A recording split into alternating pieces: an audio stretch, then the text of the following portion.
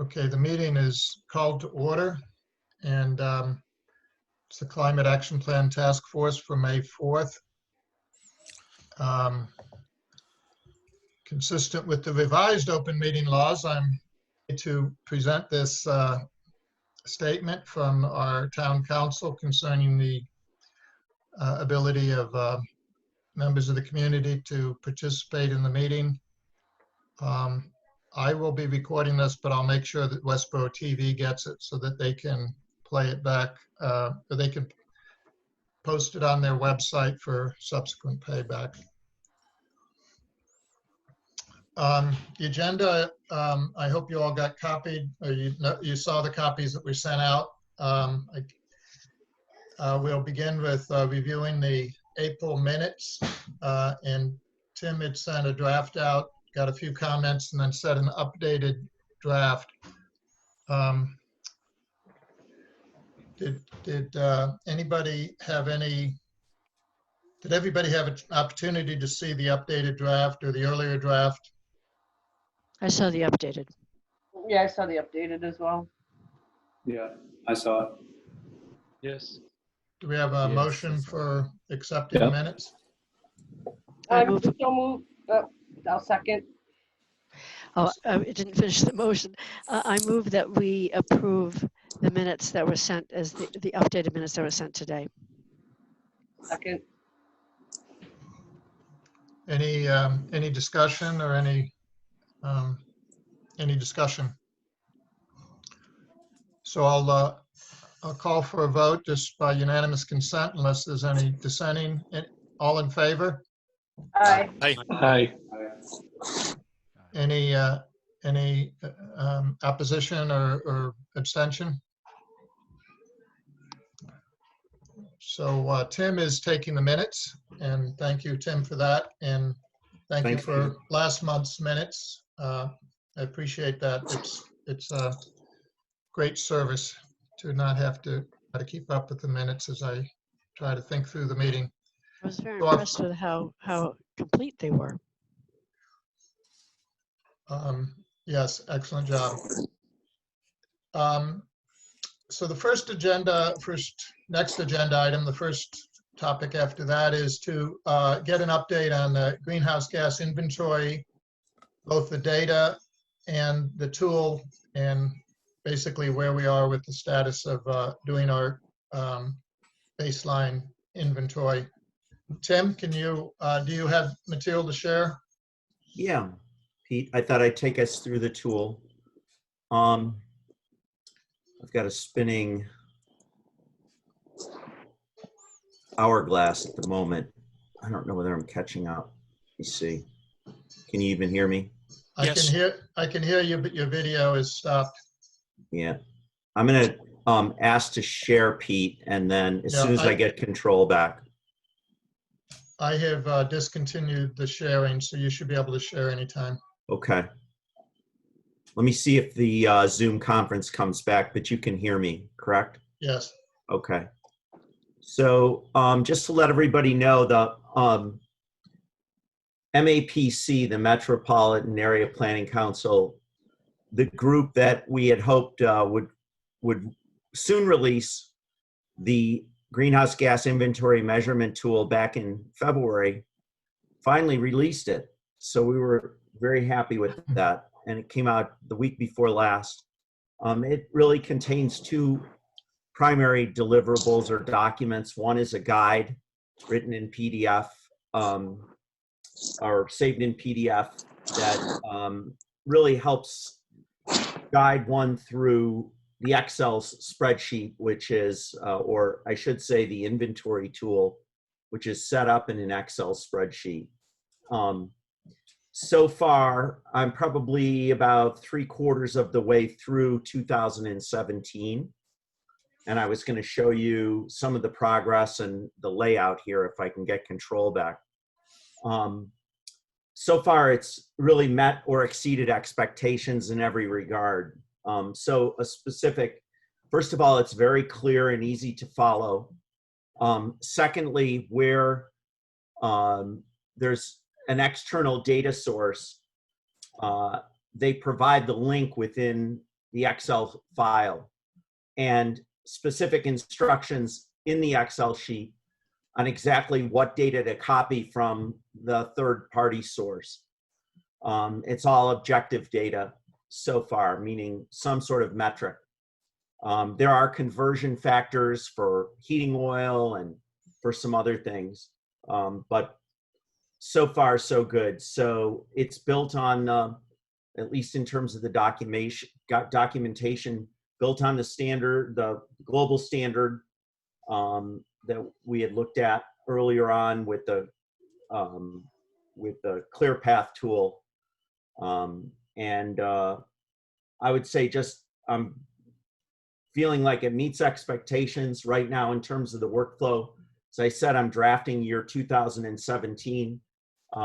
Based on discussions with Pete, the tool itself will be easy to break down for each of the work groups. So one of the other tasks that we're hoping each of the work groups can take on is to look at the specific measurements in their area and how they're put together on the inventory tool, and maybe drill into the initial baseline work that I've done, raising any questions. So as I've gone through the process, I'm taking notes on, first and foremost, if I'm missing any data that I need from the towns. You could say, well, there was a link to everything. Well, yeah, community choice aggregation, a topic that's on our minds right now as an example. So they will track how many tiers of pricing we have, where we're moving from 2 to 3. The tool allows flexibility to add each of those tiers. For 2017, it actually asked me what we consumed at the base, in the basic tier and in the greener tier, based on the participation rate we had. So for me, I don't know that we captured that data. So working with Peter, John Metzger, or other people, I'll find out that.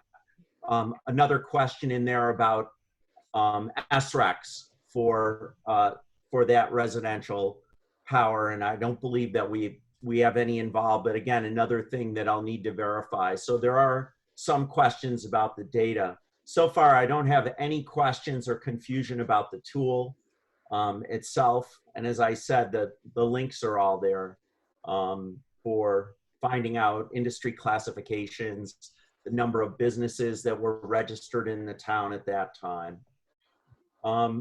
When Pete and I went through it, the one area that may represent a gap is in transportation. So Sharad, this will come up. It's unclear, or in 2017, that's the most recent year around which they say there's data available for transportation. I think we can, we'll want to explore what's available in town with regard to excise tax for vehicles and be able to perhaps cross-reference the commercial and residential vehicles that were registered in 2017 as a proxy. But as I said before, we're hoping each of the working groups can dive into at least the baseline work that I've done. And my hope is that I thought I'd get through everything. I'm just about 3/4 of the way through. I expect to finish in the coming week. So Tim, I can't share, Pete, so I'm thinking what I'll do is get out of Zoom and come back in. Is there a topic that we can pick up, or let me just first of all open it to questions? why don't you do that? You cycle out and back in. Okay. And I will comment on some things that you know are happening regarding Natick and there's a webinar. Oh yeah, and yeah, if you could announce those events, because we can certainly have others join. But go, yeah, okay, I'll be right back. So the MAPC piloted this tool with 3 different communities, Natick, Melrose, and Arlington. And so with the release of the tool, they also released the data from those 3 towns who have their initial greenhouse gas inventory. So all of that is published on the MAPC website, which hopefully we'll be demoing here. I guess I could navigate over there if I need to. There were many other towns like Westboro who are waiting for the tool. And so MAPC is going to have a webinar for all of the interested parties to take them through the tool and the data sources. And let me see if Tim hasn't entered yet. So they'll which has not been put on the calendar yet. I think it's going to be May 20th. It is going to be during the workday. It's going to be like 2 or 3 in the afternoon on a Thursday afternoon is the preliminary plan. I think the tool looks great. It's as Tim described, it's a cookbook, and you're told where to go get the ingredients you need to put it together. The transportation data was one that I did look at and was disappointed. I think he said 2017. It was actually 2014 was the data they were referencing. And to think that that's the most recent data they have. So if you implement a program and you're using data that's that old, let me get him out of the waiting room. But we'll talk to MAPC, and we'll talk to the other communities that are using the tool hopefully in May. And I see Tim's flashing picture flash up there. So he's getting close. Tim, you're muted. There he goes. So Tim? Unmute myself. Yeah, so I did mention the webinar in the other towns, and that there's many towns like Westboro that are waiting to use it. All of the task force members are welcome to join that. As soon as we get confirmation on the time, we can send out the logistics on that. So unless they limit it for 1 or 2 people per town, then we'll invite everybody. I also mentioned the concern with the transportation. I elaborated a little on your comments, but it's not. We're not going to be able to track our year-to-year progress if we're using 6-year-old data. So I think the assessor should, and there should be other paths to get more contemporary data. But that's a problem we have to go solve. Go ahead, Tim. All right, so the workbook is broken down and summarized in stationary energy, transportation, and waste. I'm not going to take you through the whole sheet. Obviously, we'll be here all night. But I wanted to give you can you see it? The print a little bit larger if you just. Sure. Yep.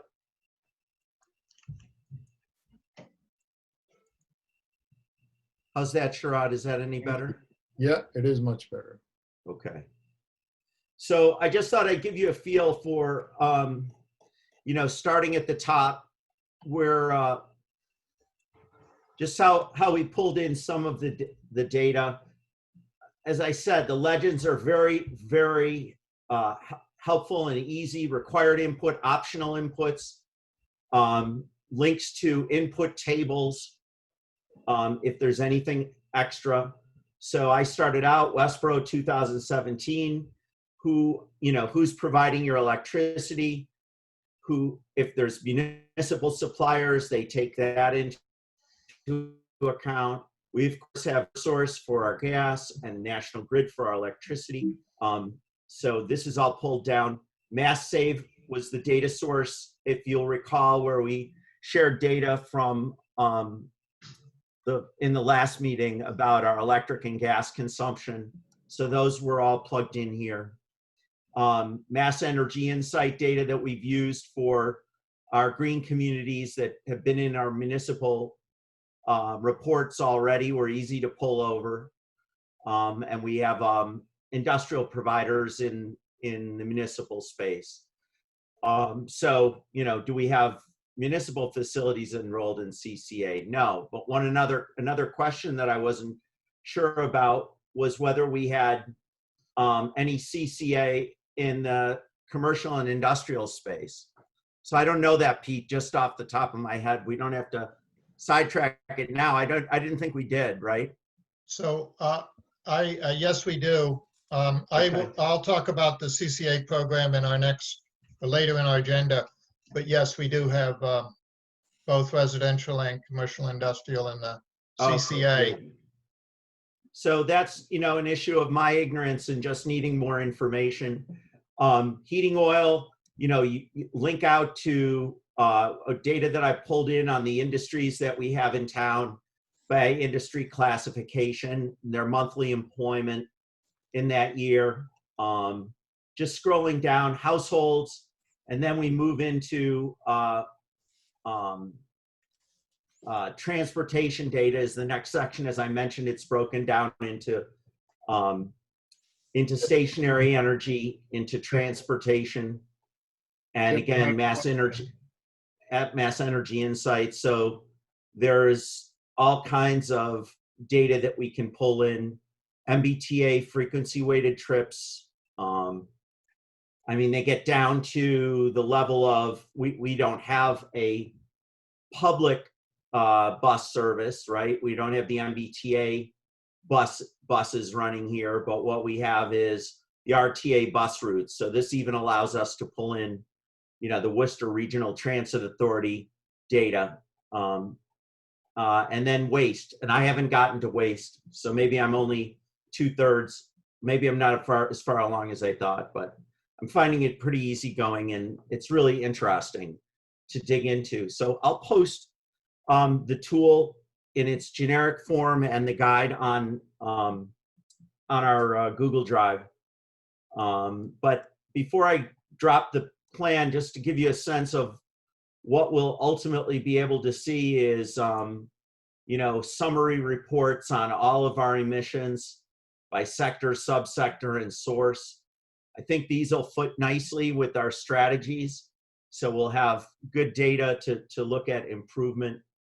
Over time, we'll have our year-over-year changes, so we can see how we're doing overall in improvement as our strategies are implemented.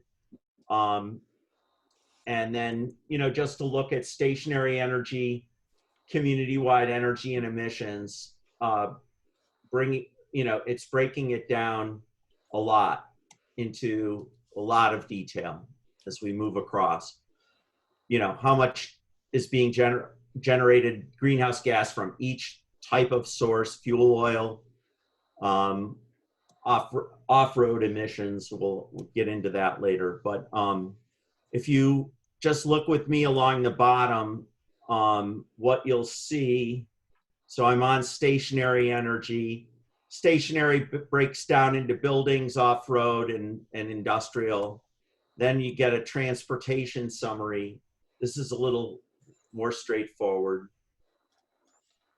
Regular, commercial and individual vehicles by fuel type. And then as we move down, and transportation's broken down into on-road and rail, as you can see. And then waste breaks down. We have solid waste, biological treatment of waste, which I think based on my research, we don't have any of that in town. That's more of a commercial and industrial. But we do have wastewater treatment and discharge. And I don't believe, I don't know, one question I have, I know that some solid waste is burned over at that trash facility over in Millbury. I don't know what our share would be of that. But I'm pretty confident based on the detail that they provide in the guide that they give you a lot of information about where to get source data and how to verify things. So in any event, there's the tool. Pete, that's about the dose we talked about here. Does anyone have any other questions? Tim, this is Peter.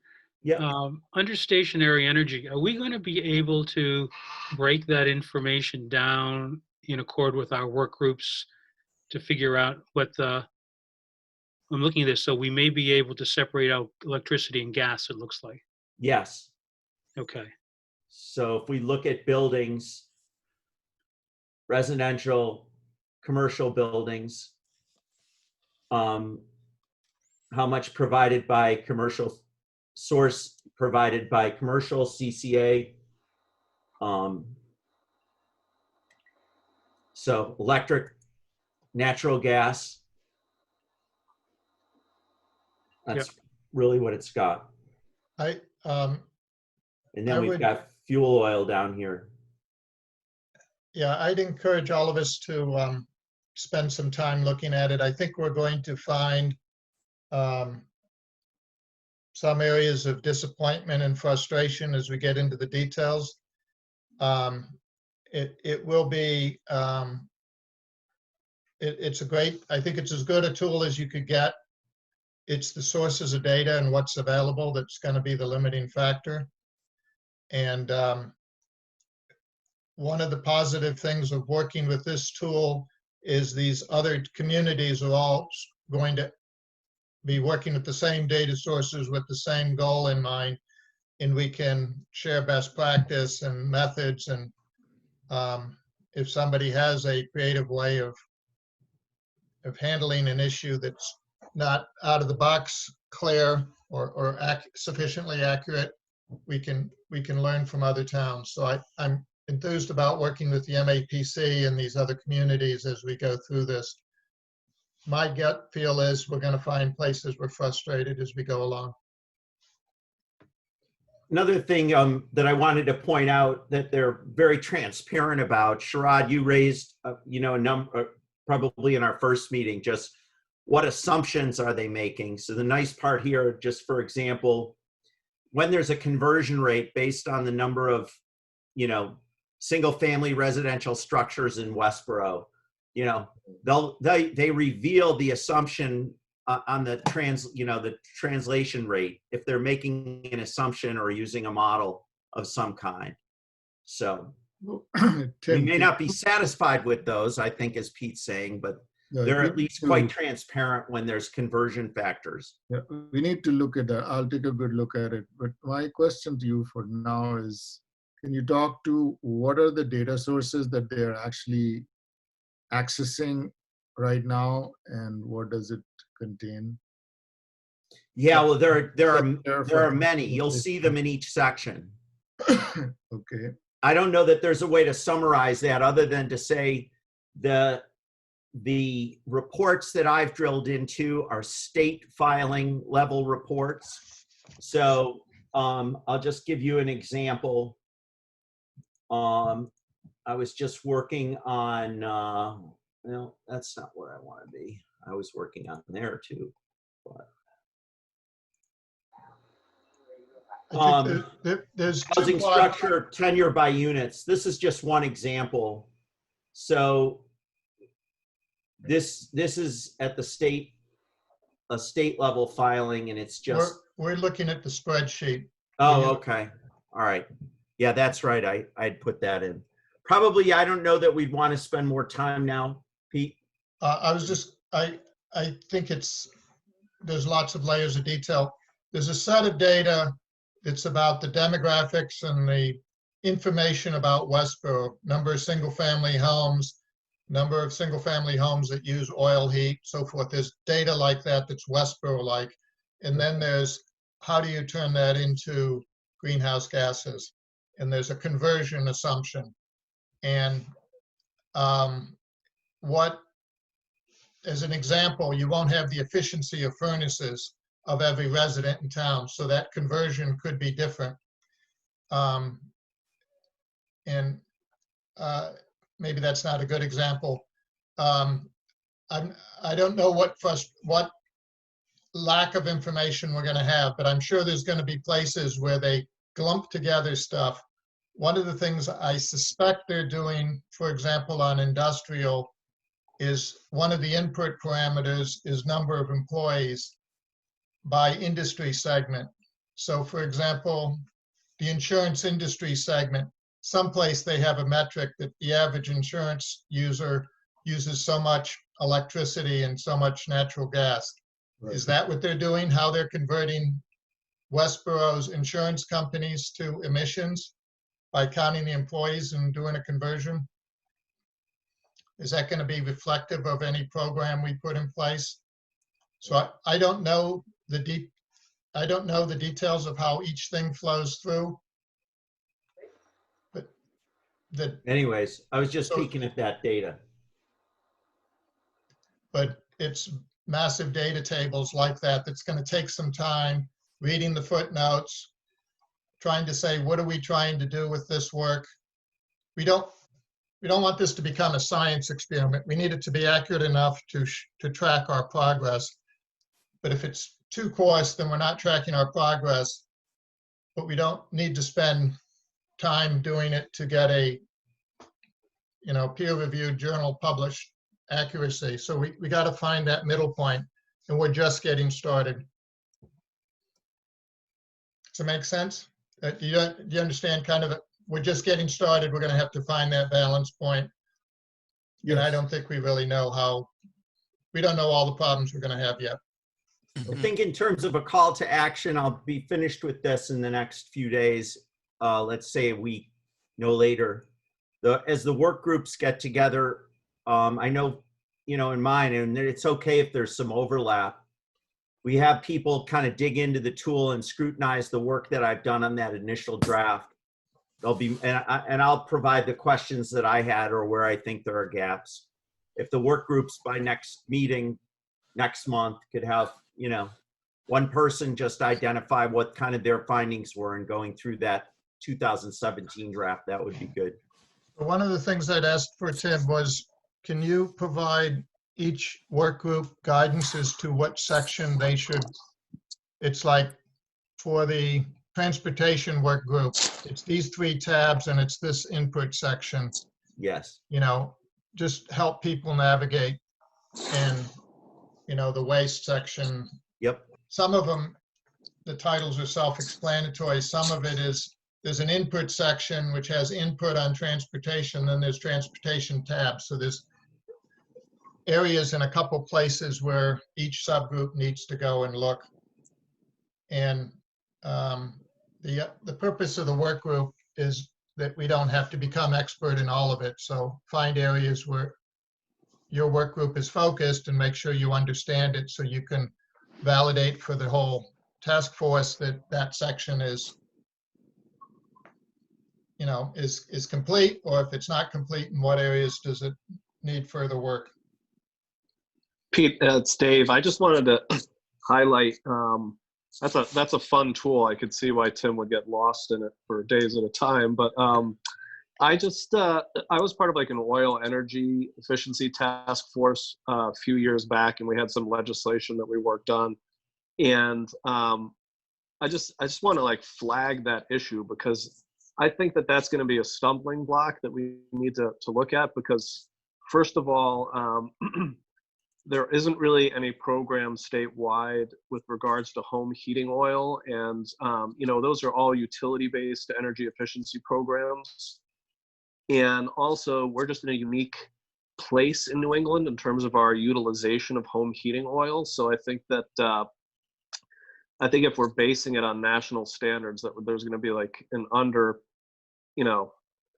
underestimate of exactly how much home heating oil we're utilizing in Westboro. So, and I know we don't want to like drill down into all those issues right now, but I think that one in particular is huge, because like 32% of our state heats with home heating oil, and there really isn't a lot out there in terms of building efficiency into that sector.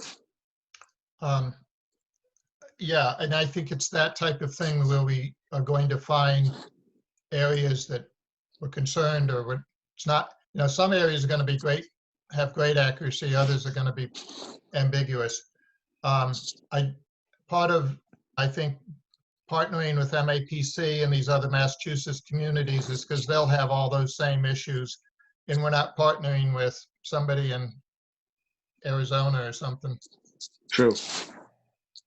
Great. All right. Where the first tool we picked out was an international tool, and you looked at, it was Portland, Oregon, and places all over the country where they're reference customers.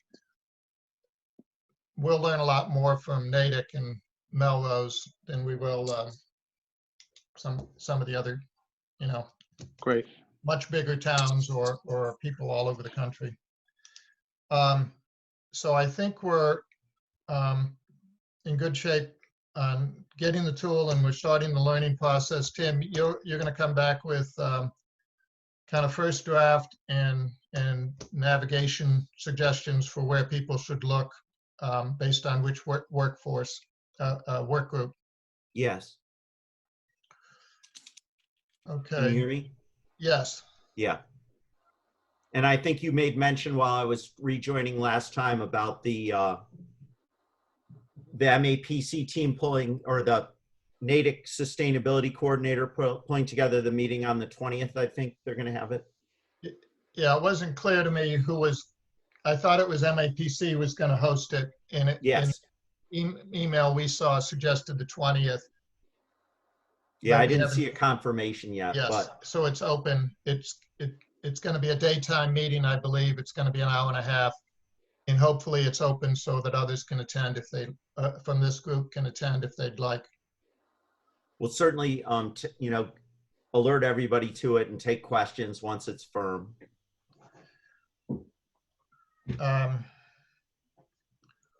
Anything else on No, Not for me. inventory tool and data? Okay, so the community choice aggregation, we have a new contract. It went out to RFP and was, the bid date was April 29th. The effective date of the contract is November 1st, and it's going to affect all bills as a for meter readings after that date. It is the 3-tier model we had hoped for. I think it's actually very much what we had asked for. The green default is 20% additional class 1 RECs. We probably could have gone to about 30% class 1 RECs without exceeding our 5%. But the Board of Selectmen had approved 20%, and Shelby in particular and Christie were concerned about cost and guided us to the 20%.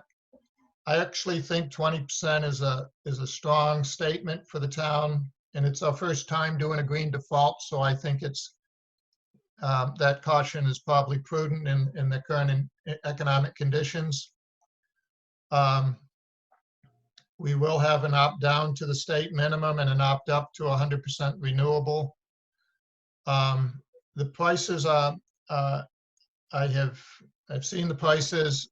They're, as we discussed, I believe last time, they do show an increase over the current contracts, in part because the current contract, the supplier underbid the deal, and we knew we got kind of the best deal of that generation of contracts.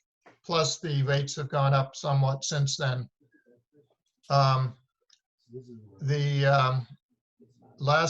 There's one lingering issue, and that's that there is a regulatory ruling on a regulation called Clean Peak Standard that could potentially have minor price changes compared to what's in the contract. That was written into the contract because this was a known open issue at the time of the contract signing. But this is hundredths of a penny or something. It's not believed to be a big number. But rather than release numbers and then have them change, the decision at this point is not to release any numbers until the Board of Selectmen agree to do so.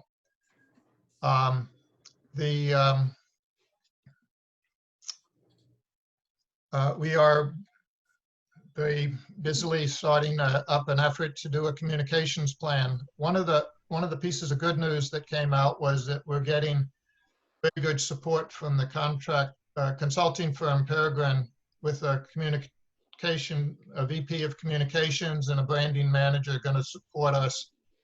And they seem enthused about working with us. I think they like the idea that we did a green default, and we're kind of the creative approach we used with the 3-tier model. It's the same people who had put together a program on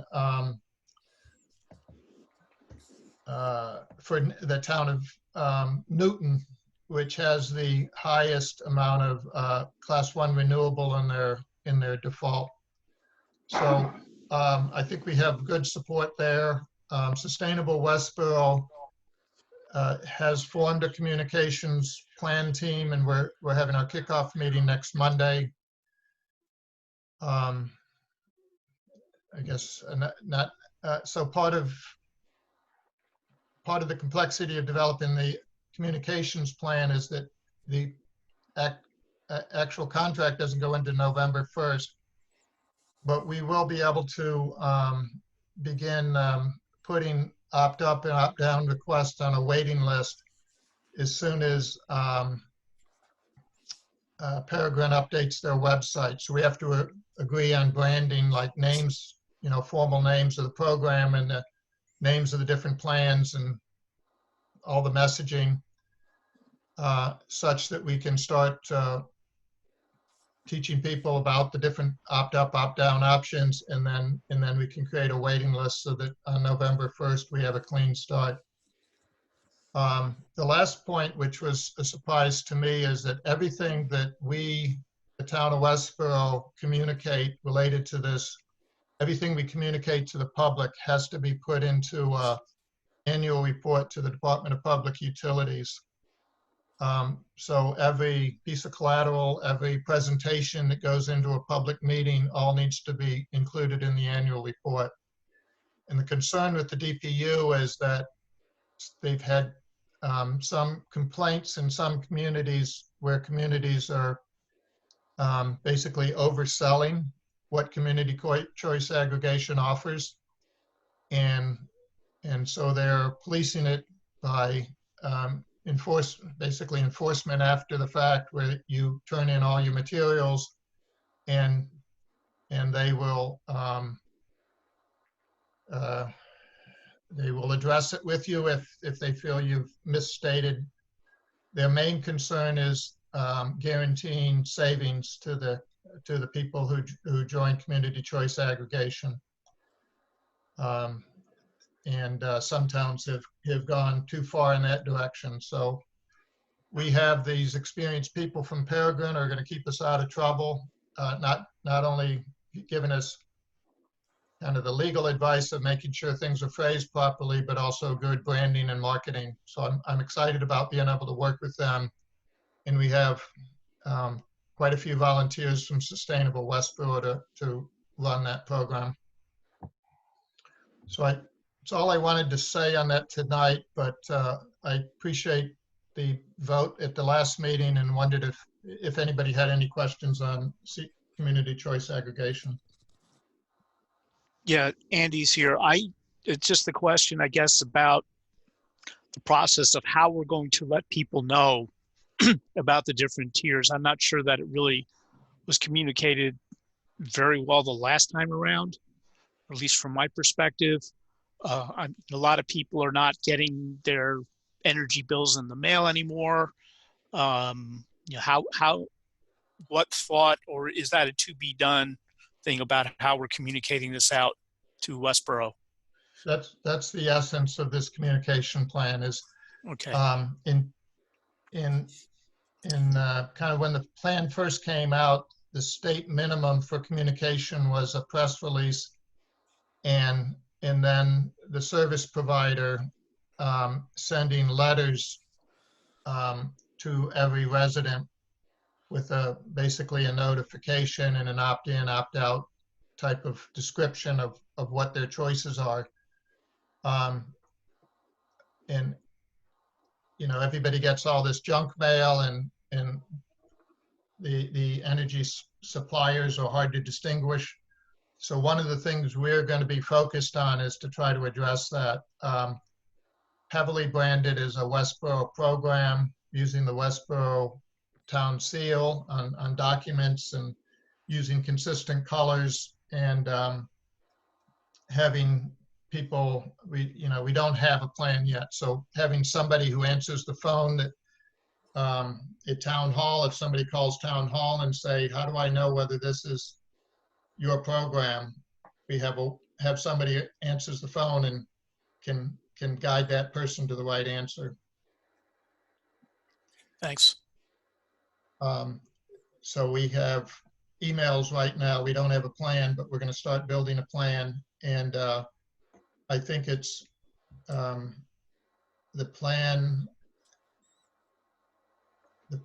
will be in place by the end of June and begin execution over the summer. One of the first activities, the town will issue a press release announcing the new contract. But that's just kind of the start of it. That's not. But I think just to reiterate our concern, Andy, we hear what you're saying. Everybody thinks that the communications is actually probably the most key part of getting people to sign up for what they really want to sign up for. So we want to make it really clear, concise, and simple for people to understand what the three options are and how to get in or out of them. And the fact that they can change anytime.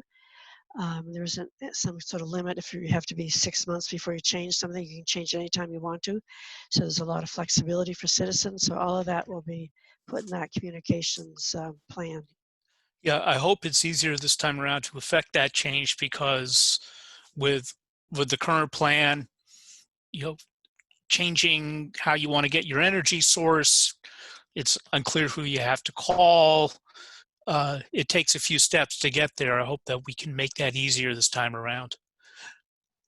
There was, I agree, and I've heard that consistently, that there were problems. One of the issues in the previous situation was that the energy provider, this contract is Dynergy, so Dynergy's predecessor, I don't even know who it is, Power Choice or something, actually committed to service the contracts, the community directly, and they did a poor job. So Peregrine is now doing the work themselves. They've put in place a front end so that they can make sure that it goes smoothly. Thank you. And they're one of the top companies, top 2 or 3 companies in the state in this community choice aggregation. So again, I'm feeling very good about this. I think it was a wise choice to go to 20% and not push the green default any higher at this time.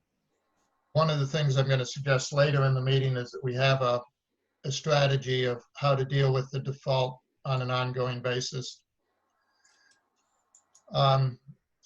Anything else on community choice aggregation? Oh, I did have just one point. So everybody who's in the current default contract, which is the state minimum, will go to the new default contract, the green default.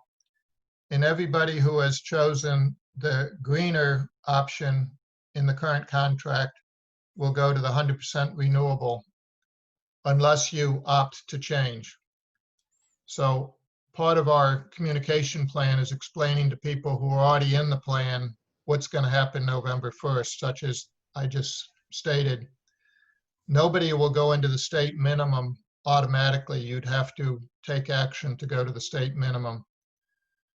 And to a point Tim raised earlier, this involves commercial and industrial customers too. And the number I heard on a call today was 900 commercial and industrial customers are on the community choice aggregation. So it's a pretty large number of commercial and industrial accounts, so also going to need to be communicated to. Okay. So I have a question here. Yes. So, when we're paying our bills nowadays, we pay about 24 cents a unit. And I understand that 9 cents or 10 cents or 12 cents will be this community choice, whatever choice we make. But a large part of our bill is really in the distribution piece of it, almost 60%. is there an avenue to negotiate the distribution part of it? It's a No, bigger part of the bill. yeah, it's the avenue is to go to public hearings such as in a different industry. Eversource Gas had one in Worcester for this region where they were asking for rate changes. So there's a process. The DPU takes the utilities to go and they have utilities making proposals for rate changes. They go through public hearings, and the public hearings set the provide the community input, and the DPU approves or disapproves. And Peter Flynn, you probably could speak to that more precisely, but Is this done town by town, or is it? no, no. No, it's a process that's done service territory wide. So if Eversource is going in for a change to its gas rates, it files them with the Department of Public Utilities. There's a hearing process, and the DPU ultimately makes the decision. And it's the same for every community in the Eversource service territory. Okay. I'd like to make a comment. One of the comments that I made on the draft for what we're going to be sending out to the public is that I think we really need to define what is a distributor and what is a supplier so that people understand which portion of their bill is going to be affected by this, because that was the biggest obstacle in me trying to figure this all out and navigate through everything, because I didn't know what the difference was between a supplier and distributor. So I think that's really important to define to everybody. I agree. And so I don't want to spend more time on this tonight, but this team will have opportunity to comment on the communications plan at whatever level. You can join the team that's developing it if you would like to invest the time, or you can be on the review committee. I'd appreciate all that feedback. It's not really central to the climate action plan, so I want to move on. Okay. I did want to go into the climate action plan work groups, the deliverables and next steps. So as we had discussed last time, we're going to use this kind of basic framework for the climate action plan. And we have now formed 3 work groups as shown on the screen: the electricity, headed by Peter Flynn, building, heating, and cooling with Tim Kaler, Sherrod leading the transportation, and Chris Bayant leading the wasteland and other. I appreciate people stepping up and both being willing to work on the committees and volunteering to lead them. Somewhat unknown to what the leader's responsibility is. So we're going to talk some about that and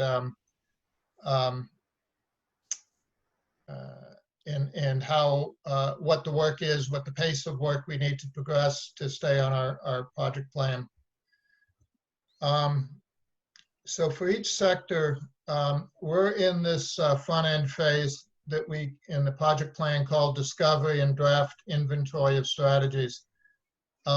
So to me, this is about brainstorming possible strategies and not getting into great detail, into elaborating on them, and basically trying to create a broad list. Our timeline is to have that completed by June 1st, which is our next meeting.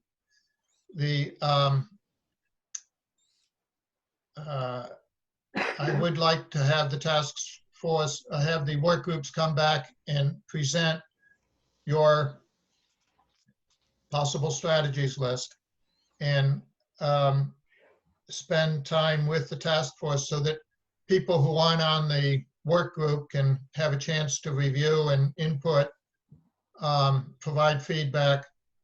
Again, we're not going to grind all the way down into every detail as the list would be too long, but I do want to keep it visible within the task force of what each work group is doing, so people don't have to kind of participate in every work group in order to contribute. Coming out of that, we have then another month of applying the selection criteria where we try to narrow down to the priority activities.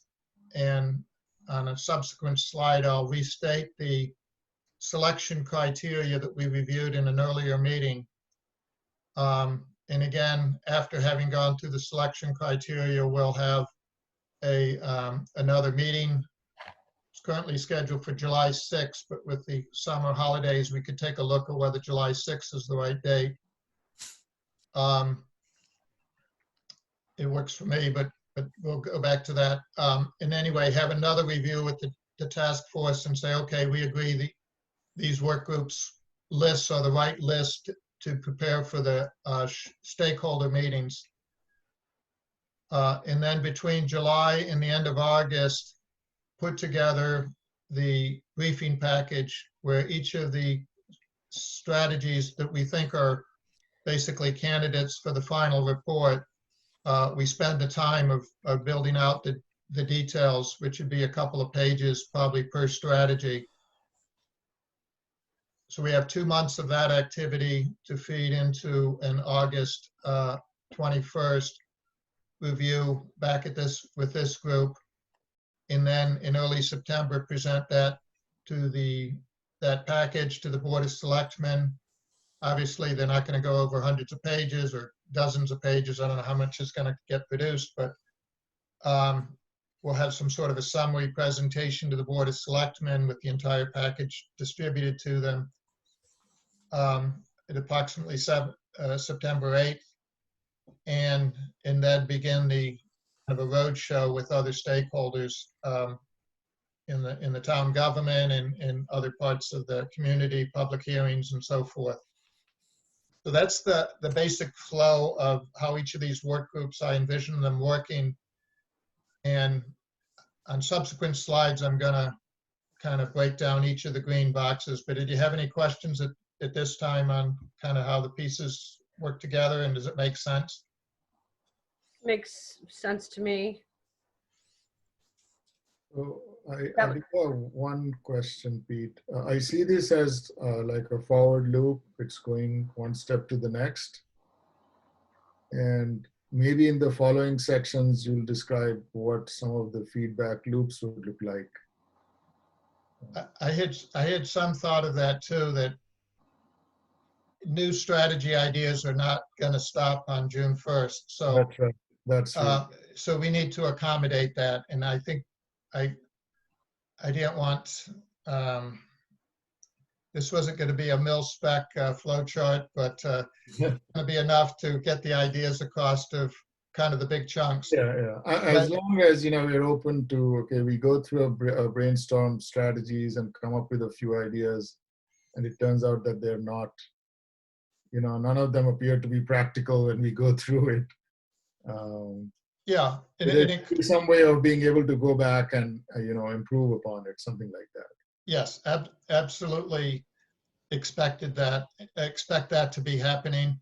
I mean, even it says review by the task force, and there's no place for the feedback from the task force to be incorporated into the possible strategy, so there's definitely going to be feedback loops that aren't shown on this drawing. Right. Okay.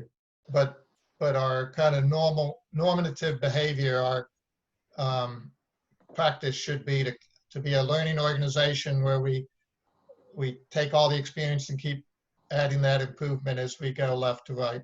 Right.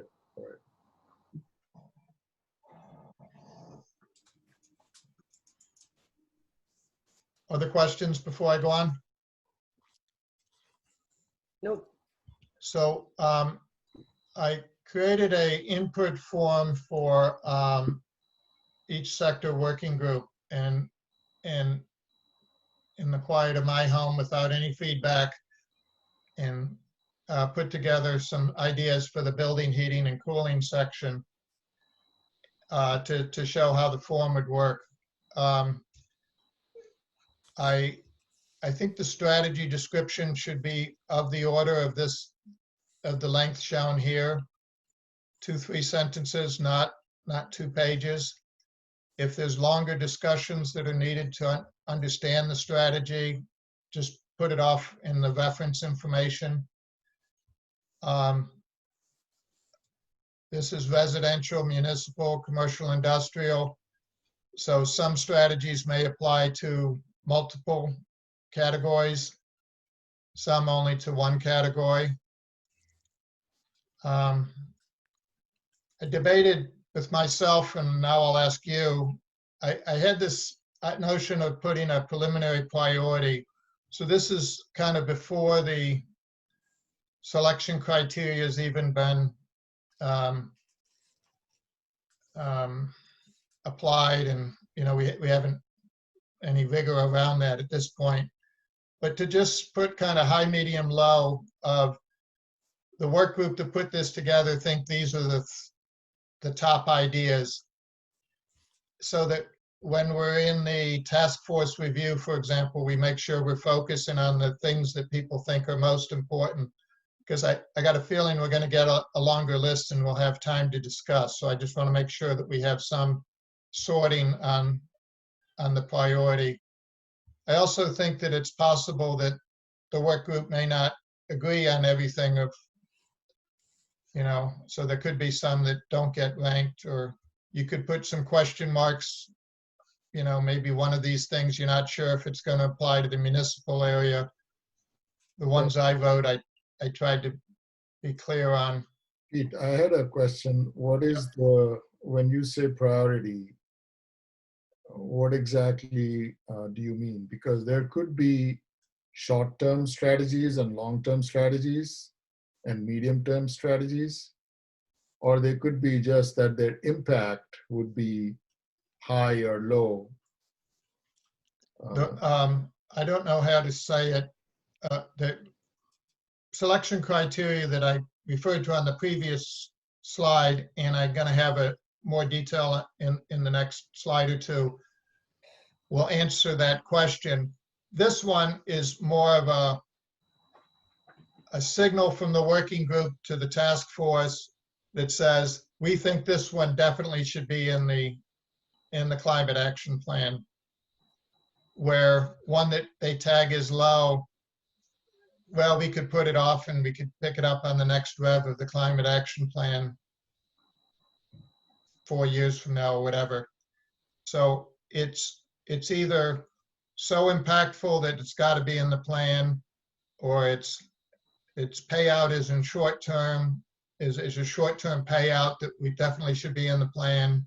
Those are the things that would cause it to be high. So it's kind of all of those good attributes. The workforce says this is really important. I have some concern that in you're kind of highlighting it. I don't want to rat hole the work at this time with this preliminary priority. That's right. Maybe we should just drop it and try to get ideas and be kind of true to the term of brainstorming, where you just put ideas out and don't try to filter them. Maybe the short term and long term may be more beneficial. The time-wise strategies. Pete and Sherrod, I thought about this too. My first reaction was, do we really want to try to prioritize at this point? But I came around to thinking that it's actually useful, recognizing it is just preliminary. But if members of a working group think something is high priority or low priority, I would just as soon know that, as we start looking at And they'll also need templates. to build a case. They'll need to build a case on why they think this is important. And That's where I was going. That I think would be helpful is the column right next to preliminary priority has an opportunity for comments.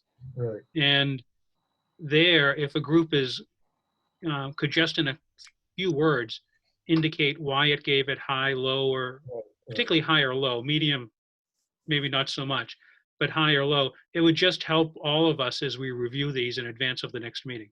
I agree with that. I think it's worthwhile having it.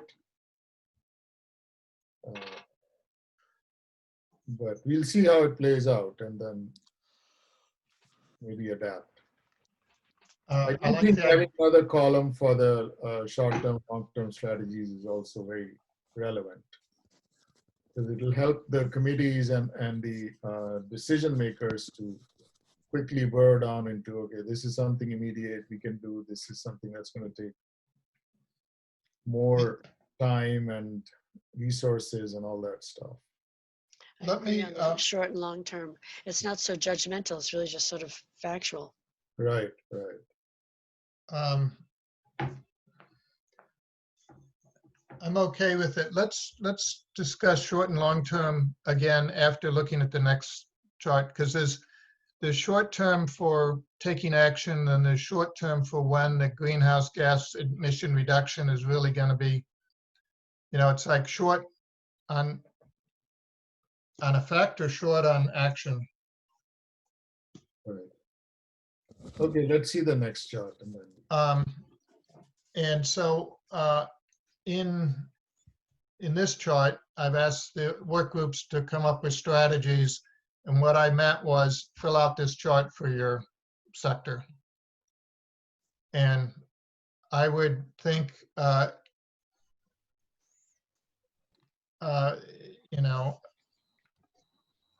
20 wouldn't surprise me from a work group, 20, 25, because it's brainstorming and not everyone's going to make it through the filter. I think the waste, land, and other category is going to be a little smaller by nature.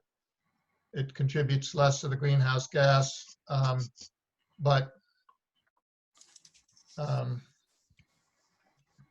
so the selection criteria, again, this is for taking the output of the first phase and filtering it down. I think this is material that was shown in an earlier meeting, and I've reordered it and reworded it a little bit. So kind of and the most important stuff to me is at the top. I guess that may not be true. Let me just go. Probability of success, I think, is really important. We're going to have a finite amount of bandwidth and goodwill with the community and goodwill with the town government. We want to make sure that the things we're taking on have a high probability of success. The size of the benefit, I've talked about this in the earlier meeting of, we don't want to go just all for the home runs of the big ones. I think we want some big ones and some medium ones and some small ones, with the idea that some of the small ones may pay out faster. So the time to benefit is a key criteria.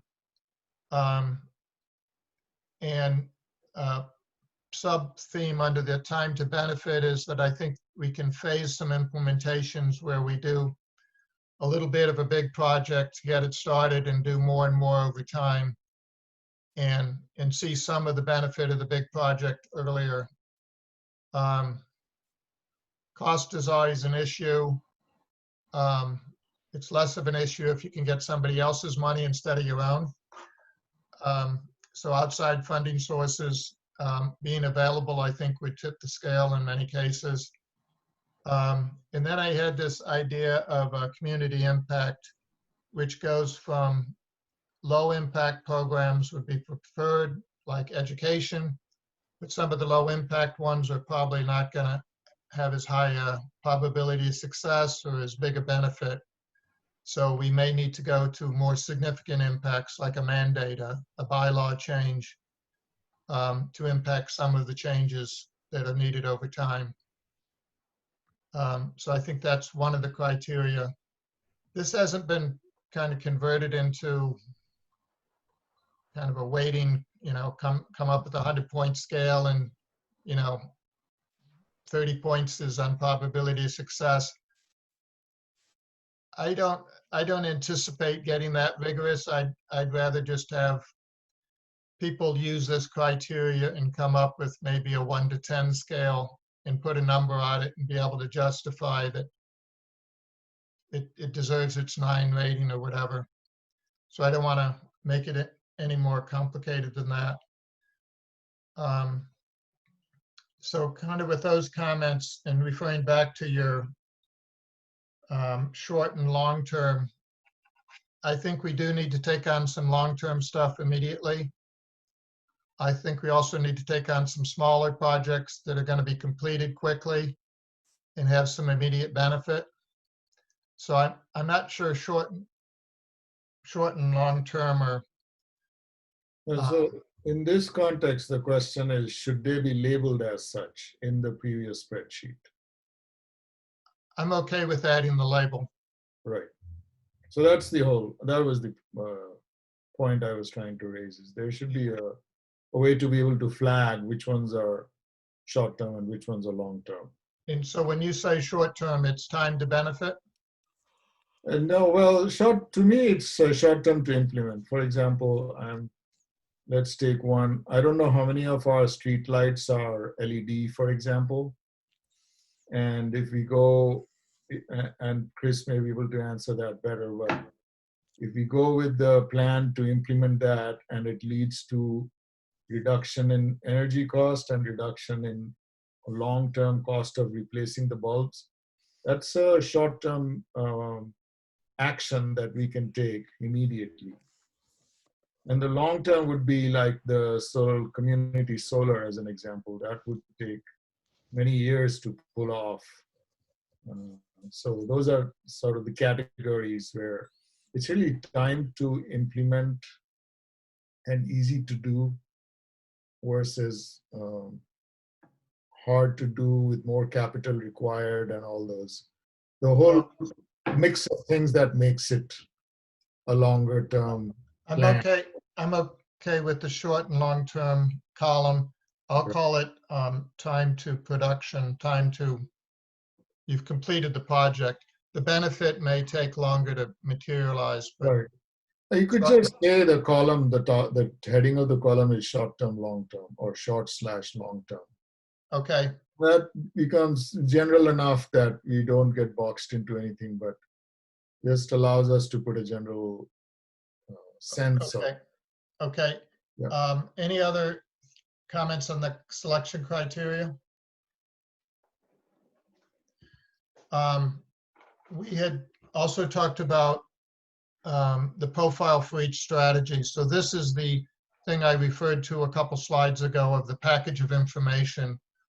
We would, on the things that make it through the filter that we just had on the previous slide, we'd build a document which states all of this information in a couple of pages. It's not a book, but a page or two, probably a couple of pages.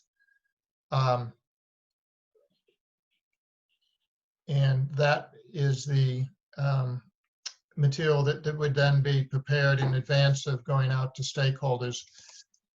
Key thing for me is that we've thought about it enough that we could write a document that we'd have the answers to these. So when we go in front of stakeholders, we can answer these questions, even if they're not getting, I wouldn't send these all out to the town, but you'd want to be able to articulate the answers to all of these questions. That makes sense.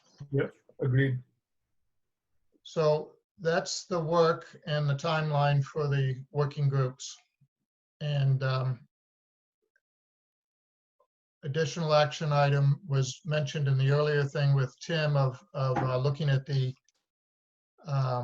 greenhouse gas inventory tool for your sector and determining if we have a valid measurement technique. To kind of ensure that we are on pace to get going, I had, I guess, optimistically said, can we get each work group to schedule its first meeting? I'm on 3 of the work groups and I don't think we've done that. So I would say there's some urgency in getting started in this because a month is going to go fast. But I'll leave it at that for now. I did want to, I'm looking at the time, it's 8:16. Pete, before we leave that, I know Sherrod had made a suggestion about when work groups may meet, Oh, assigning yes. certain times so we're not all overlapping. Might be a good topic to talk about here while we're all together. Um, I think it is a good one, and I appreciate you bringing it up. I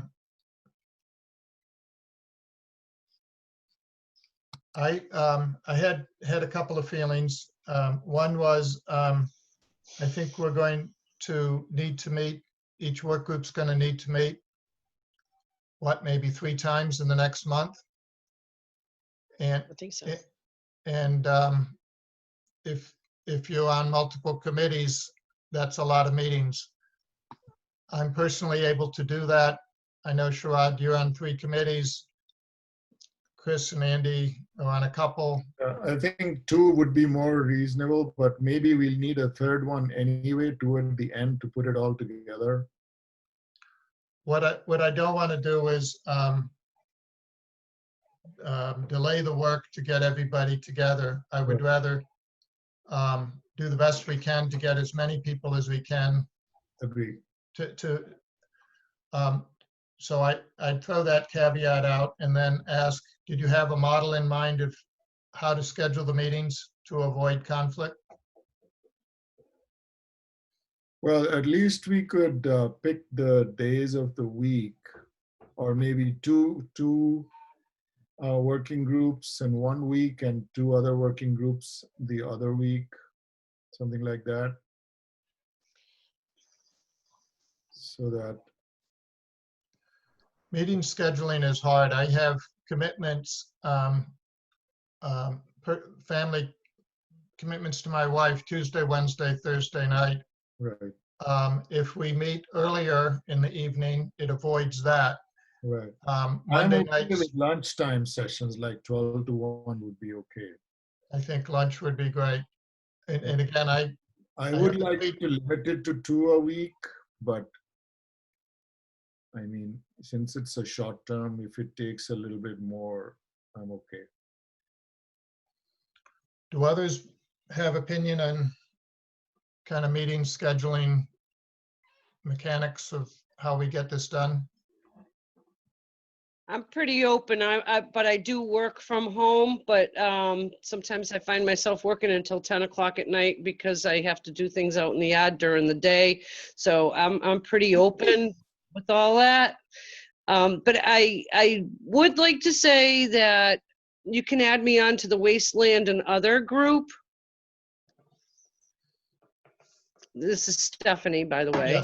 Yes, indeed. And one other comment I also have is because we are on so many groups, if people could not reply all to when you're just saying, oh, that's a great idea, Pete. I don't need to open that email, right? So if you've got valid information that I need to read or see because it's applicable to my group and something that I need to read, then yes, by all means, send me that email. But I'm so overwhelmed with emails that I'm getting from between work and all these work groups that I'm on that it takes me like an hour and a half to 2 hours to go through my emails every morning.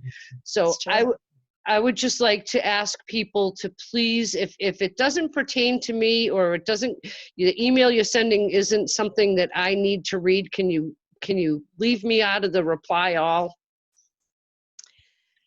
Pete, could you go back to the slide where you had all of us in the groups? Yeah, I had There's- somebody just put something in the chat and I was trying to find it and I just have a comment on this. It might be helpful, for example, for the building and heating. We're all here right now to find out if that group of people can actually meet during the day, if there's any day of the week they can. And I also wondered, Pete, if you really do have to be on that. You're spread out so thin. I'm happy to have the meetings meet without me if I'm not available. Yeah, but I mean, if we just went through these right now and just found out for each group, do any of these groups have the option of meeting during the work day, or do they all have to be weekends or evenings? For example, I'm very, very flexible. I can meet any time of day. I have no idea how Sherrod, Dave, and Tim are. So I'm the same way, Lee. So since you brought up the building group, I had the same kind of question. So I know Sharad is working and has a tighter schedule, but Dave, I'm not sure what your rhythms are. I'm pretty flexible. I just put in the chat, like pretty much the only challenge I might have is if I'm in Oakham, where we have our farm and we're technologically challenged there. But I can really pretty much work my schedule around it for the most part. Okay.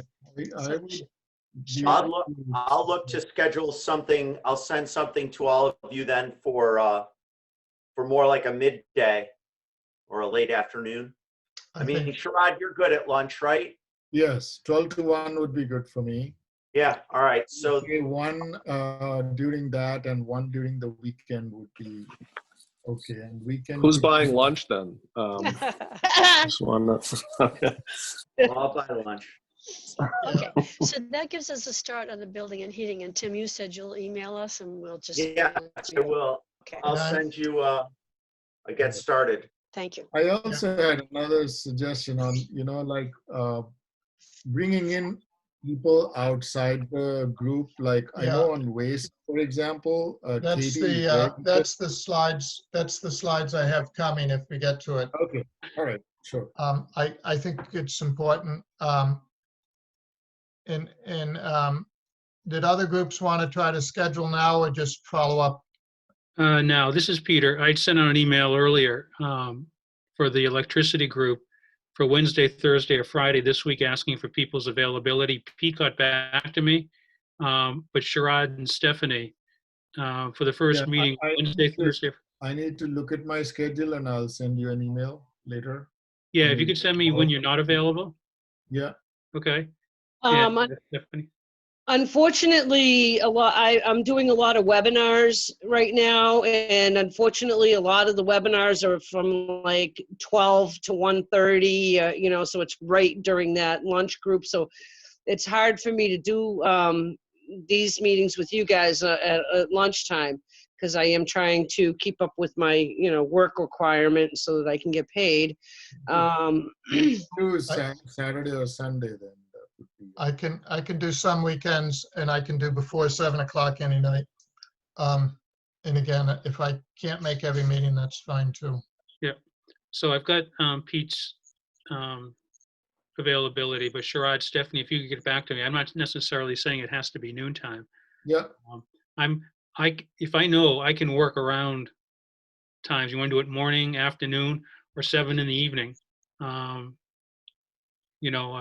Pete, I know that's a problem for you some nights, but just let me know. So I'd like to get the first meeting scheduled. Once we find a time that works this week, I think it'll be easier to try to plan the next meetings after that. Yeah. All right, I'll try to do. When did you send the email?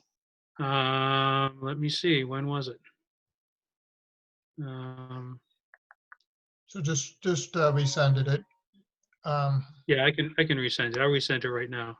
Yeah, like I said, I get lost with all these emails. I've got it's ridiculous how many emails I'm getting every day from everybody, and so I don't know which ones are the important ones that I actually need to open and reply to. So if you could do the emails where you are accept or decline or something like that, where so then I know I need to respond to this. But I try to open all the emails, but sometimes I'm just so busy. I try to weed through them pretty quickly. So in this case, Stephanie, the issue we're facing is that suppose the electricity group calls for a meeting and the building and heating and transportation don't know anything about it. Then there is no way that they can be coordinating.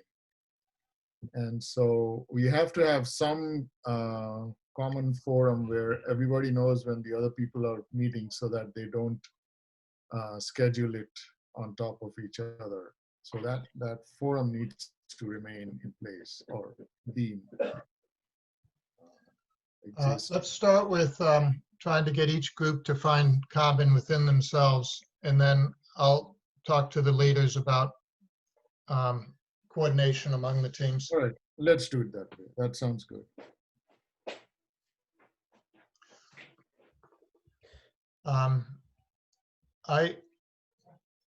So we're 30 minutes to the end, and I had some things prepared, but I'm not going to go through it in great detail.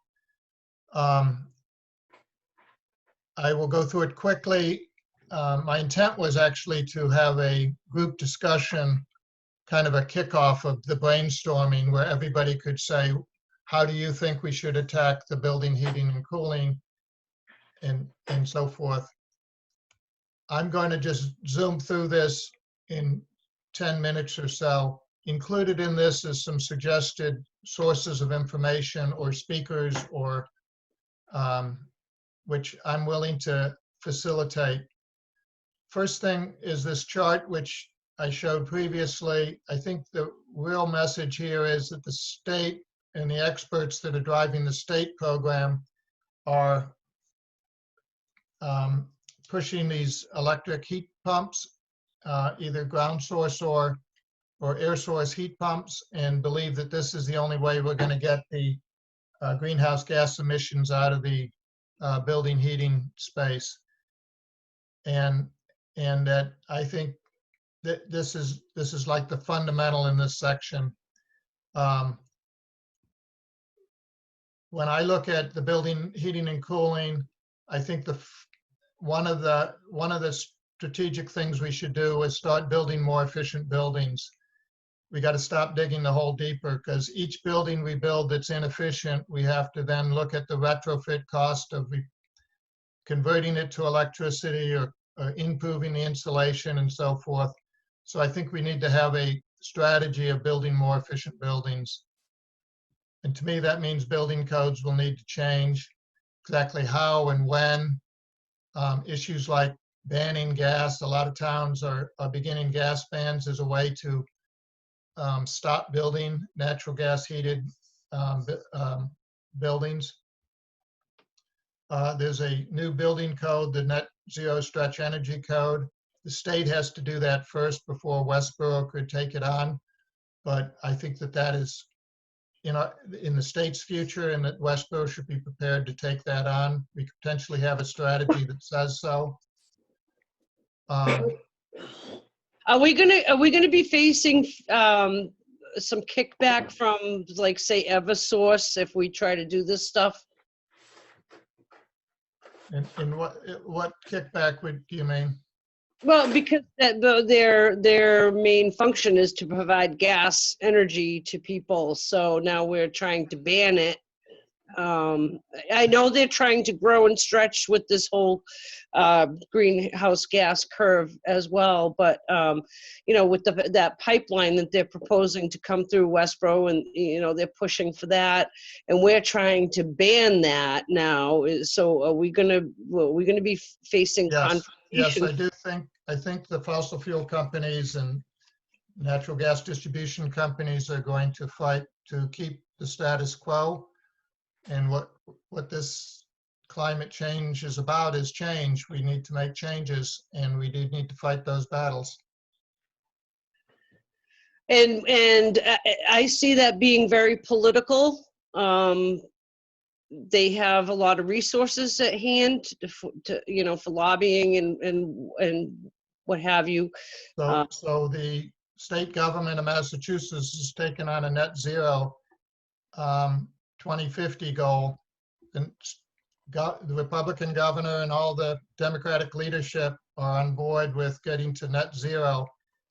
The charts that are on the screen now are actually 80% by 2050. They've actually increased the amount of reduction that's going to be needed. So I think there's a great deal of political will at the State House to make the transformation. And I think we're aligned with that sentiment. And I think the fossil fuel companies know that there's change coming, and they're going to defend their revenue, but change is coming. I realize that too, but I also see, if everybody goes electric, and then the electric grid goes out, then how are people going to be heating their homes? Okay, so let's talk about that as we get into what strategies make sense. So I think I think there needs to be change in how we build buildings. That's kind of the key point of the first couple of bullets. One of the things that I'd like to encourage is motivate change through disclosure and reporting. In a lot of not a lot, Boston, Cambridge in particular have building energy use disclosure and reporting bylaws. And they've been in place for several years. I think those are the type of tools that can help in the commercial industrial space. I think there's precedent for it. Westboro isn't ready for it now, but I think it's something that could be instituted at some point in the future.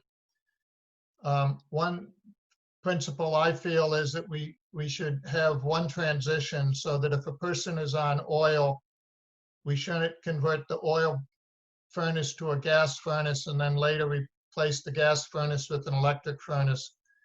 It's twice as expensive to do two transition. It's more expensive to do multiple transitions, and you get more benefit by going directly to the low carbon electricity. So I think that is kind of a strategy I would be championing on the building, heating, and cooling sector. I think we can also model best practices, things like the Fails Net Zero building, identify commercial industrial companies who are showing real leadership in this space, highlight them in town forums and stuff as best practice and leaders. And in the residential space, find early adopters of residential heat pumps who can speak to the fact that they work and what the experience was like to convert to it. So Pete, so I understand why you're doing this right now. It looks like you're just giving us an example of what one of the groups would do. Yes. Instead of saying this is what we should do. Yes. Okay. I just want to make sure, because I'm in the interest of time, I don't want to get into long conversations about are any one of these things the right actions to be on a plan. I agree. And maybe what I've prepared isn't the right thing for today. Let me skip through to some other stuff. So one of the questions Sharad had in an email was kind of, how can we get expertise and who should we talk to? So I tried to put some of that together, certainly using the other towns' plans, and that's a spelling error on towns. But there's these other organizations like Mass CEC, MAPC, have net zero playbooks. They have clean energy home analysis. The Mass CEC did those community energy strategies for 6 different towns. I think they're really quite good in regard to the strategies they have. They're very kind of community, municipal centered plans. The IAC policy recommendations is a state level group that does the policy recommendations to the governor and to the administration in regard to. Pete, can I, in the interest of time, can I interject here? May I interject? Yes. So I see these, these links, and we have about 4 weeks to come up with a brainstorm. And given that, we'll do what we can, our best in reading through these documents and trying to get ideas and information. Where I was coming from is, let's say if we take the transportation working group, Westboro Town must have a transportation plan today, and somebody must be in charge of it. So I was looking for more that kind of an information. What is the plan? Is there a plan for the town of Westboro that already exists? And No. who's responsible for it? There isn't one. There's not one. Okay. That's a scary thought, but okay. The master plan previously, and I'm sure the master plan this time will have a transportation segment. The focus of transportation prior to prior to this time has always been on congestion and safety and not on, But who's responsible for that? So let's say, there's a street light that comes up on the intersection of Lyman Street and Route 30. There must be some authority in the town that signs off on it and say, okay, based on some information and data, this is the right thing to do and we should be doing it. We have a safety committee, and that has the chief of police and fire and several other important people. I think you on it, Chris, from DPW, the safety committee. So a lot of issues would go to the safety committee. They'd make a recommendation. If it's something that had to go to town meeting to be voted on because there's a lot of money, it would have to go there. If it's just something to go to the Board of Selectmen for approval, or if it's something that DPW and police and fire can just say, let's do it. We've got money in our budget to fix it. If they need more money, then that has to go to town meeting. But there are a couple ways to get there. Well, somebody needs to decide whether this is going to help or actually hurt. For safety, it would probably be that public safety committee. And that's the only thing that gets concerned. It isn't about how it affects the traffic flow and. No, not so much that. They haven't taken that on. I think the master plan group that's working on traffic, you're going to want to sort of communicate with them because they have people working on what would end up being a plan in the long run. Who would be the person in that committee? I will find the person that's heading that position. You're on that committee, Tim. I'm on the transport, and so is Chris, actually. Yeah. Okay. Yeah, so that's really the kind of information that I was looking for, to get a sense of how things, what, in order to make things happen in the town of Westboro, what process is followed and what does it take? And based on that information and these other examples from other towns, we can put together a strategy for the climate action. I'm happy for you to make that connection. I'm somewhat concerned that the status, if you talk to the administration of the town government and even many of the people working on the master plan, you're going to get a reflection of kind of new flavors of the status quo, and it's not going to create I understand. We don't have to tie ourselves to that. I mean, just because they say it doesn't mean that we have to stay within that. But if there's any real, I think we have the maturity to know which one seems like a mental block and which one is a real technical challenge. So we can make that call and bring our own decision making to that, and bring our own suggestions to the committee based on that. Okay. I will take the advice of skipping through this. There is ideas that I put together. The names that I mention in here, like Chris Dempsey from Transportation for Massachusetts and Dan Gotti. I know these folks, have been in multiple meetings with them.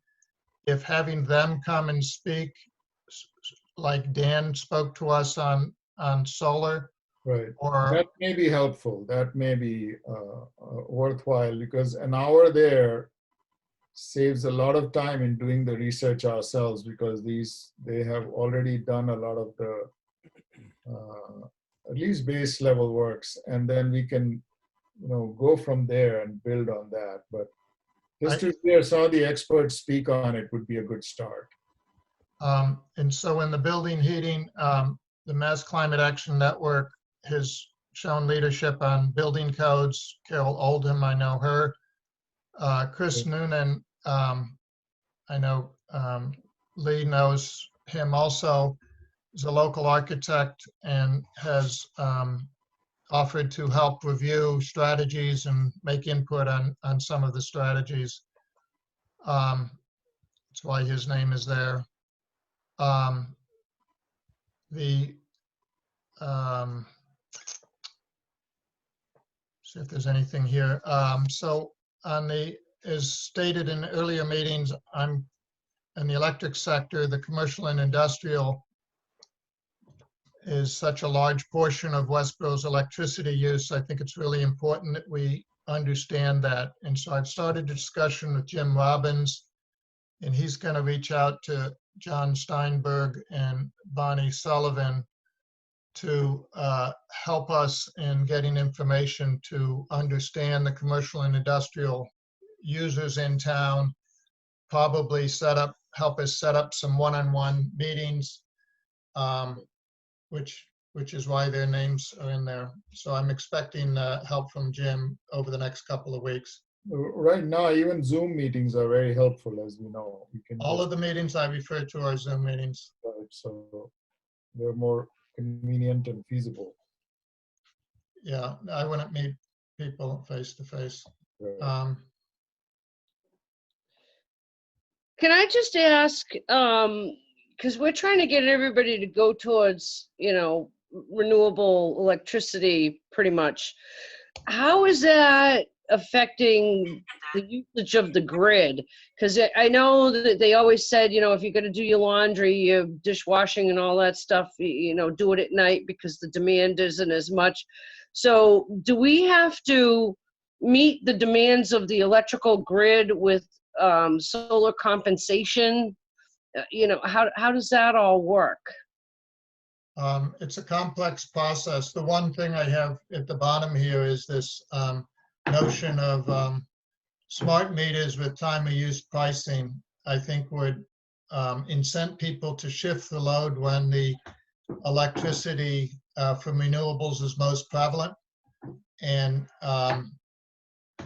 there is Which now is during the day because we don't have battery storage. So now it's actually, I'm using my electricity during the day is cheaper than using it at night because I don't have storage, right?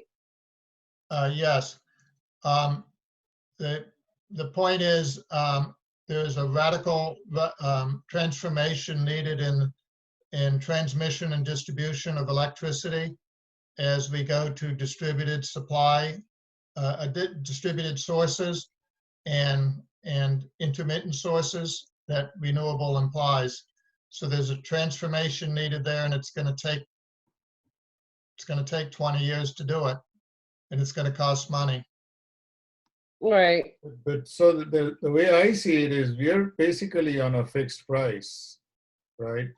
So this doesn't directly apply to us, although it would be nice to have some sort of an app or something that gives you an idea of what time of the day would be best, would the rates or the demand would be the least. So in the electric sector, I've worked quite a bit with the Sierra Club. Deb Pasternak is a resident of Westboro, part of Sustainable Westboro, and Paul Dale's the chair of the Energy Committee. I would cite them as having great expertise and would be worth talking to. I think the electric utilities, these ESCOs we talked about, like Amoresco and Noresco, I think would be informative to our strategy.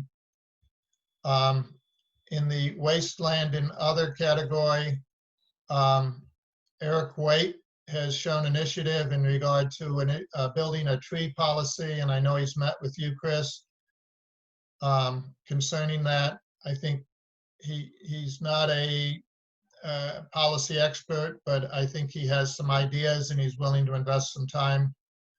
I think the Rotary has also got some focus through the Committee on the Environment on waste, and Sharad, of course, is a liaison for that. Right.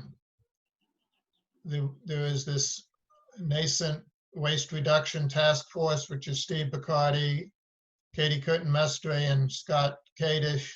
I think they have done analysis. They have data in regard to the waste and the flow of waste through the town. They would be, I'm sure, willing to advise, take on tasks, and support this activity. I also think groups like Westbrook Community Land Trust and Sudbury Valley Trustees would be very interested in talking to us about land preservation policies. The other bullets on these slides, you can see when I send them out.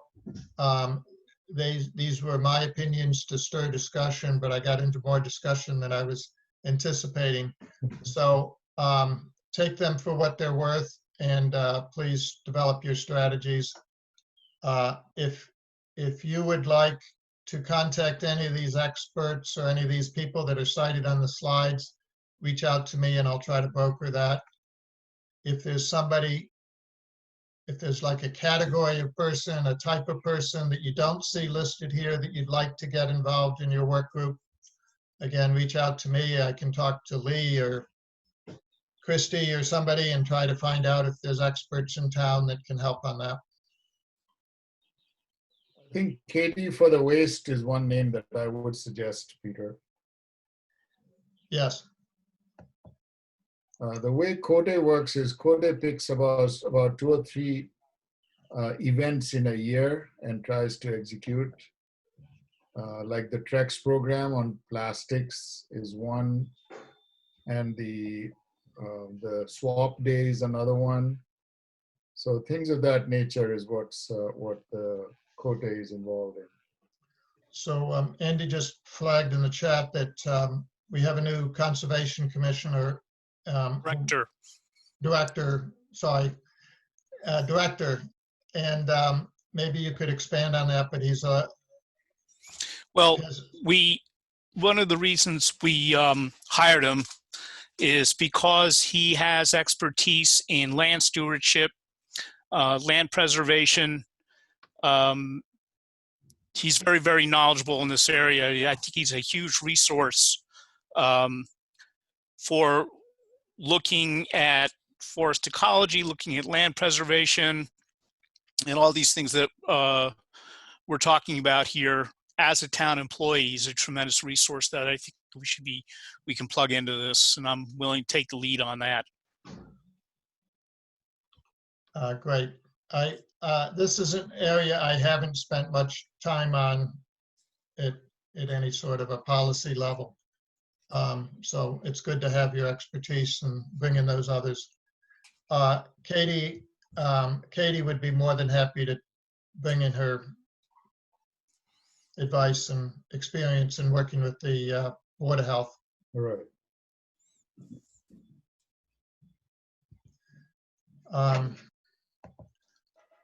We are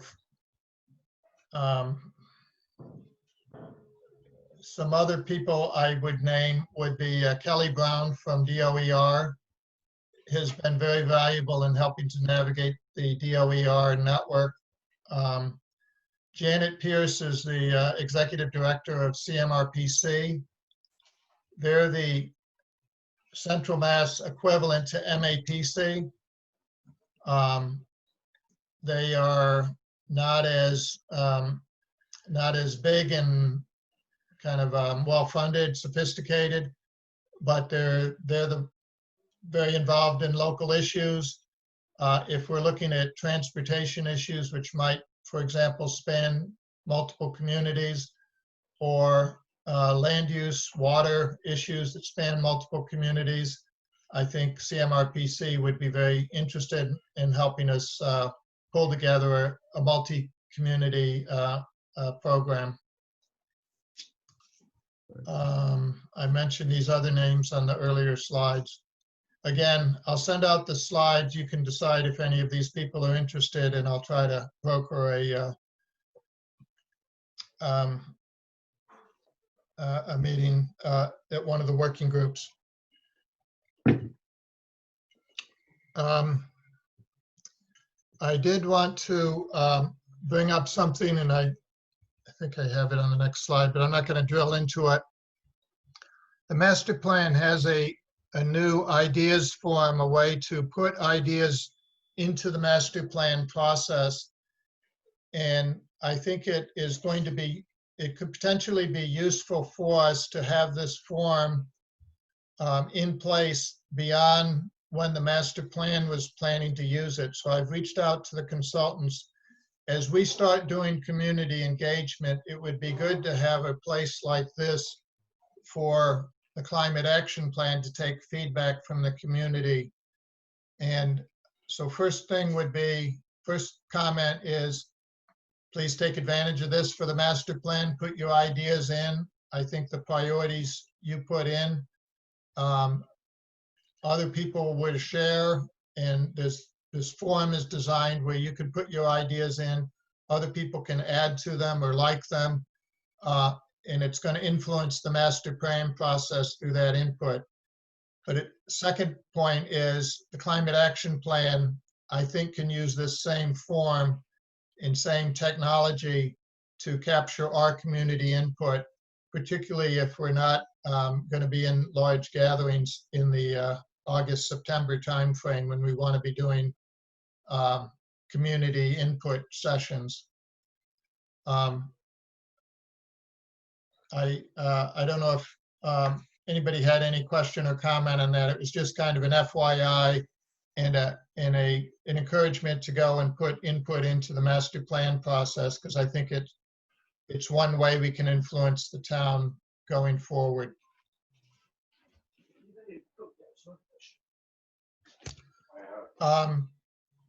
Tim, are you, we're down to the last few minutes of the meeting. Do you want to give an update on the CAP public website? Yeah, I'm having technical bandwidth issues, so I'm on my smartphone right now. Can you I think just a couple of minutes, and then if you could just walk them through the link from the Sustainable Westboro landing page, Pete, that would be great.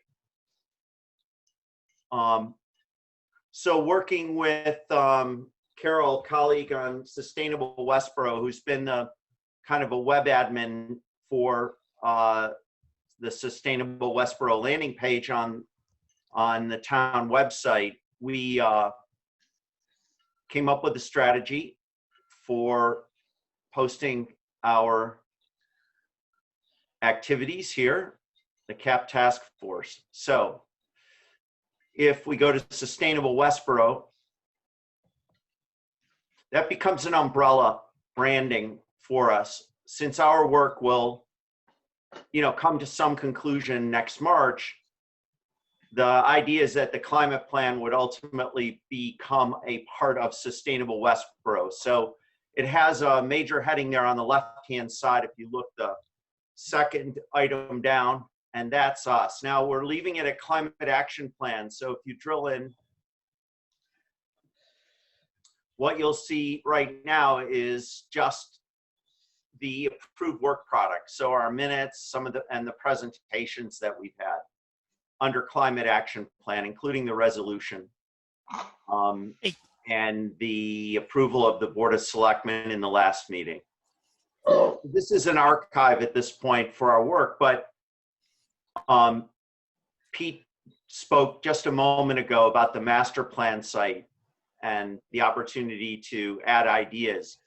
So already, we'll have some sort of interactivity for the community to be able to offer ideas and other reactions to the strategies that we're coming up with in the working groups when we get to that point.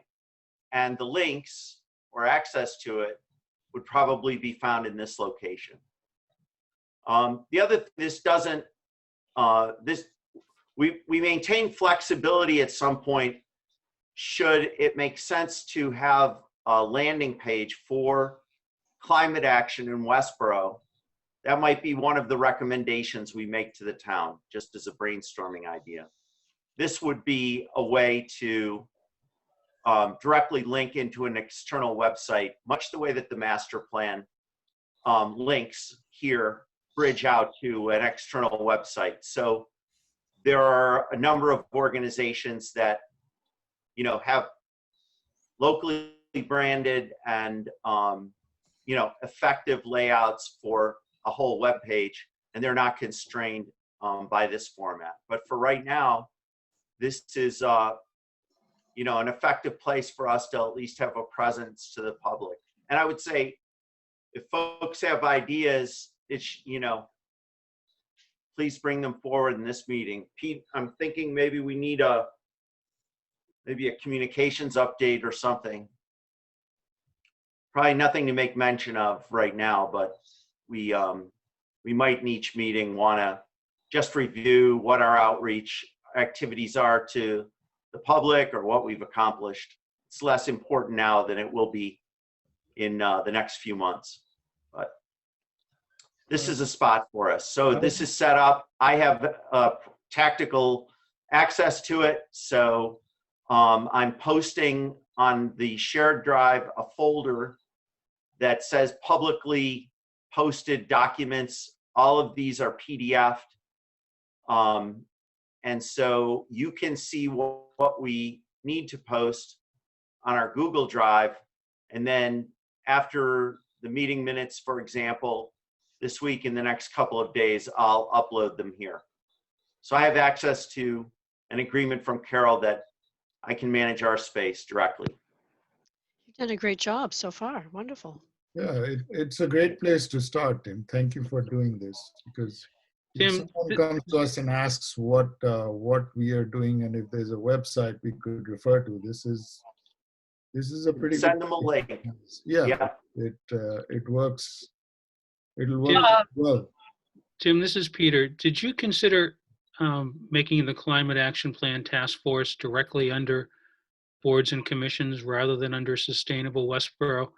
And I say that Yeah, that's because we are a separate group, and someone who's been frustrated at times trying to find things on websites. If I know there's a Climate Action Plan Task Force, I'd probably look for them there, and I wouldn't necessarily look for them under Sustainable Westboro. I think you're right, because the Board of Selectmen put us together, as well as put Sustainable Westboro together, but we really aren't clustered under Sustainable Westboro. right. So we should separate. We discussed that. Here's my concern, and it's basically a concern with the website of the town, that there's too much. If you just look at this list, every committee gets its own subsection. The navigation seems awkward to me with too many sections, and I thought having one stop where you get sustainability and climate. So one idea was to change this name to Sustainability and Climate, or Climate and Sustainability, and then go to a page which then provides further information. I guess the precedent has been set that every committee gets its own, Veterans Advisory Board. And Pete, I see a spot under Youth Commission. There's a spot there. I think you can always add more space and make the font smaller. And I just think that in regard to website design, I think it's we can jam it in. We can put more tabs. I'll take an action, Pete, too. I in terms of navigation, there are 2 points being made, and I wanted to acknowledge that we did have the discussion, and we went back and forth about it. So I want to reinforce the rationale that Lee mentioned and Peter. It's all about. I think from a navigation standpoint, we could still establish. I'll take an action to check.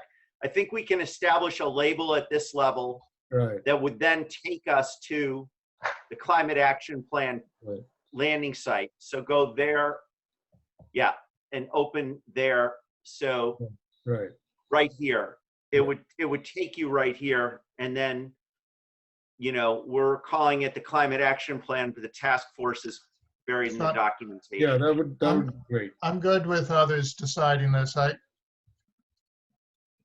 It's fine. Well, if that's possible, that's one simple way.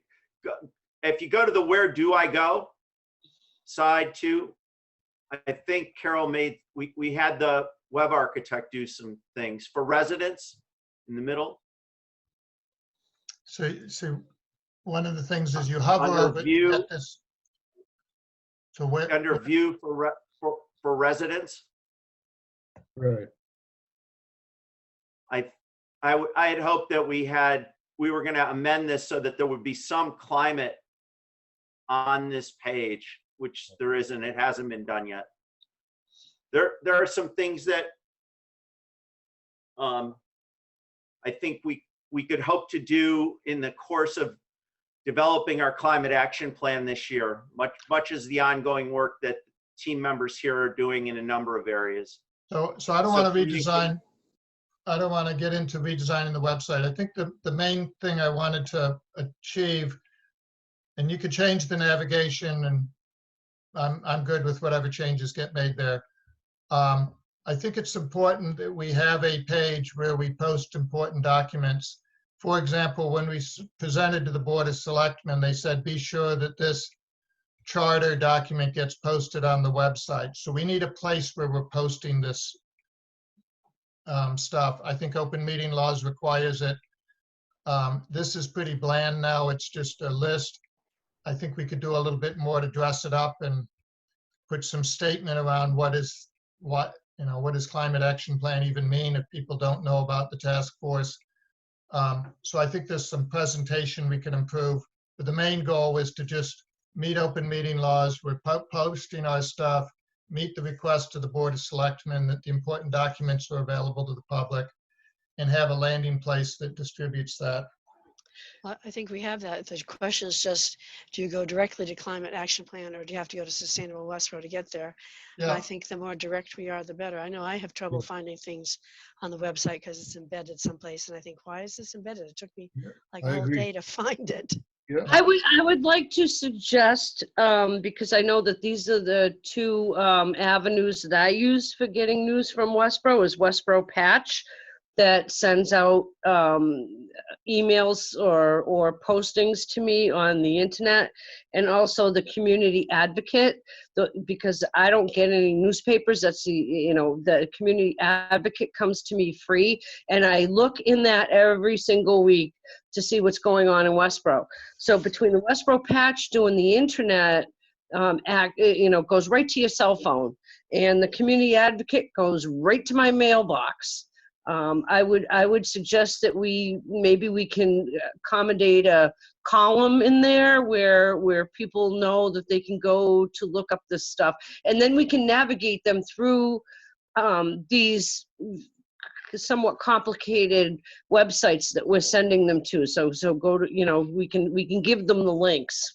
This is what you need to look at. But those are the two things that I always, since I've lived in Westboro for 25 years, Westboro Patch wasn't internet until a few years ago, but I would suggest trying to hook up with those people and put stuff out there as well.